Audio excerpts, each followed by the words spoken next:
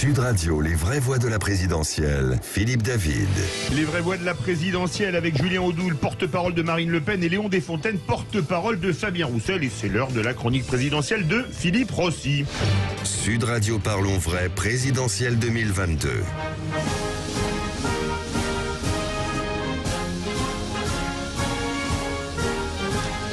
Mon cher Philippe Rossi, le ralliement de Marion Maréchal à Éric Zemmour est imminent. Et oui, attention, c'est quand même une petite question de jour. 3, 2, 1, 0, all engine running.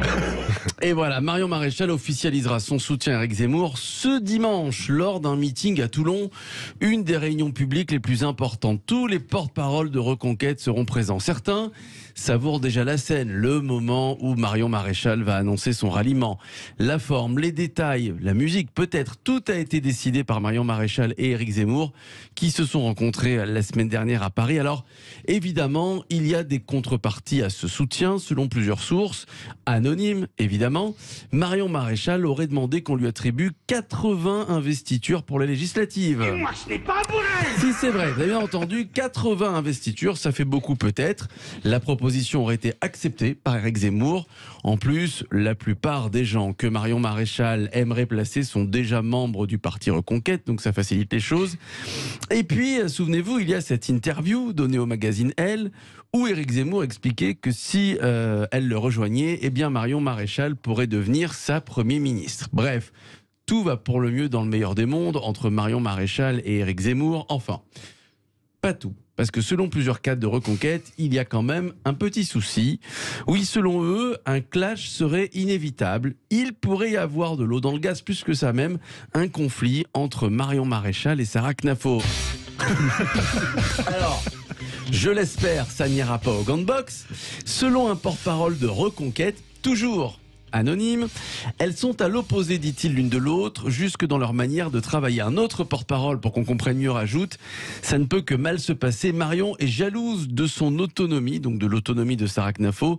Elle ne va pas supporter qu'on lui donne des ordres, et Sarah, elle, ne va pas supporter de ne pas avoir le contrôle. Et puis, pour faire un petit peu de psychologie de comptoir, Sarah Knafo est avec Éric Zemmour, donc bon, Marion Maréchal est aussi un peu une rivale, hein, voilà. Bref, je pense que la campagne chez Reconquête va être sympa, ils vont pas s'ennuyer. Tiens, Julien Audoul, qu'est-ce que tout ça vous inspire? Je vois que vous riez beaucoup depuis tout à l'heure. Ah bah oui, parce que d'une part vous êtes très drôle. Non, mais ça m'inspire pas grand-chose. Voilà, c'est l'écume de la politique, c'est les bisbilles, en tout cas chez Reconquête. Nous, on se focalise sur le fond, sur le projet, sur la campagne. Après, tout ce qui concerne Reconquête, ouais, on leur laisse volontiers. Ils vous font peur au Reconquête, Zemmour, au RN? Il vous fait peur, Éric Zemmour? Bon, moins ces derniers jours, puisqu'il baisse, hein, évidemment, clairement. Non. Mais quand même, non, pas du tout. Non, il y a des réunions sur Éric Zemmour au RN? Non, je vous rassure, on ne fait pas de réunion. Il n'y a pas de cellule anti-Zemmour, voilà, au RN. Vous ne faites pas tourner les tables pour envoyer des sorts, etc. non plus, ça va. Non, si vous voulez, j'ai l'adresse d'un bon marabout. Bon, bah, très bien. Les jours se suivent et se ressemblent. Chaque jour, Emmanuel Macron gagne un nouveau soutien. Oui, hier, souvenez-vous, Jean-Pierre Raffarin qui a soutenu officiellement le chef de l'État. Ce quinquennat restera sans doute comme l'un des plus difficiles de notre histoire. C'est toujours difficile de gouverner la France, mais là, ce fut particulièrement difficile. Le président, selon moi, a été à la hauteur de la fonction. Je souhaite sa candidature et je le soutiendrai. Voilà, Jean-Pierre Raffarin dans son discours hier. Alors aujourd'hui, un nouveau soutien pour le chef de l'État, celui de Manuel Valls. Mais oui, il a appelé à faire bloc derrière le seul choix possible en votant pour Emmanuel Macron, et ce, dès le premier tour de la présidentielle. Eh oui. Je pense que Manuel Valls a très envie de refaire partie d'un gouvernement, mais ce n'est pas fini. Le chef de l'État voit affluer d'autres soutiens. Il y en a beaucoup en ce moment, hein. Tiens, dans une tribune, plus de 250 élus de la région PACA appellent à voter pour Emmanuel Macron. Des élus de familles politiques diverses, mais qui soutiennent Emmanuel Macron dans l'intérêt, disent-ils, de notre région, la région PACA, et de notre pays. Et je rappelle quand même à tout ce beau monde qui soutiennent Emmanuel Macron qu'ils soutiennent un candidat qui, pour l'instant, n'est pas candidat. Qu'est-ce que tu me racontes là? Ah oui, pour l'instant, il n'est pas candidat. Enfin, c'est une question d'heure. C'est une question d'heure, puisqu'on a appris en début d'après-midi qu'Emmanuel Macron allait officialiser sa candidature dans une lettre adressée aux Français, publiée demain dans la presse régionale. Donc bon, mais de toute façon, Léon Desfontaines, ça fait des semaines et des semaines qu'on sait qu'Emmanuel Macron est candidat. Qu'est-ce que vous inspire là, tous ces soutiens? C'est vrai qu'il y en a beaucoup, hein, de gauche, de droite. Là, il va pas parier un copec, il va parier 100 roubles. C'est ça.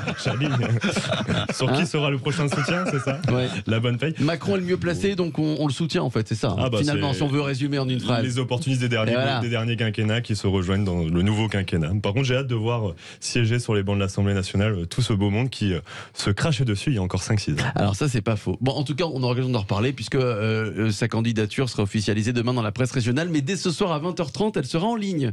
Sa lettre, voilà. Bon, bah, pour pas qu'ils se crachent dessus, comme dirait Léon Desfontaines, on leur remettra Tiamo, que vous avez bien dit dans sûr, votre chronique, bien mon sûr, cher bien Philippe sûr. Rossi. La musique adoucit les mœurs, et puis Exactement. un slow italien, ça adoucit les mœurs de tout le monde. Et Voilà. Ah bah, merci Jamel, notre excellent réalisateur. On salue d'ailleurs l'équipe qui travaille sur Les Vraies Voix, Jamel à réalisation et Aurore au web, qui font vraiment un super boulot, et sans eux l'émission n'existerait pas. Et bravo à vous, et merci mon cher Philippe Rossi pour cette excellente chronique présidentielle comme d'habitude. Et en plus, on a eu du Umberto Tozzi, ça fait vraiment du bien. On a pu draguer sur ça. Hein. Écoutez, ça ne nous regarde pas.